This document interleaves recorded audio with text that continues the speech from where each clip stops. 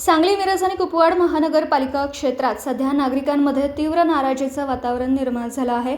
मूलभूत सुविधांपासून नागरिक वंचित राहत असल्याचा आरोप सर्वसामान्यांकडून केला जात आहे. महानगरपालिका निवडणुकीदरम्यान नेते, आमदार, खासदार व पालकमंत्र्यांनी दिलेली मोठी आश्वासनं अद्याप पूर्ण झालेली नाहीत.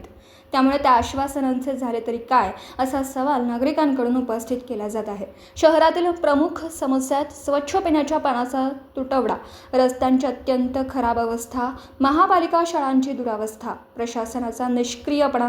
नागरिकांचा आरोप आहे की काही अधिकारी व पदाधिकारी हे कामाऐवजी टक्केवारी आणि ठेके व्यवस्थेमध्ये व्यस्त आहेत. तसेच सत्ताधारी पदाधिकारी विकास कामांपेक्षा राजकीय स्वार्थाला प्राधान्य देत असल्याचं चित्र दिसत आहे. याशिवाय स्थानिक नेते आणि प्रशासनातील अंतर्गत वादामुळे शहराच्या विकासाला मोठा फटका बसत असल्याचंही नागरिकांचं म्हणणं आहे. पालकमंत्री आणि लोकप्रतिनिधी यांचे जिल्ह्यातील अस्तित्वही जाणवत नसल्याची टीका होत आहे. नागरिकांची प्रमुख मागणी, तातडीने जनता दरबार आयोजित करावा, सर्व प्रलंबित विकास कामांचा हिशोब द्यावा, पाणी, रस्ते, शिक्षण यावर त्वरित उपाययोजना करावी. सध्या सर्वसामान्य नागरिकांपुढे सर्वात मोठा प्रश्न उभा आहे. आपल्या समस्या मांडायच्या तरी कोणासमोर? पत्रकार राजेंद्र शिंदे, झी न्यूज.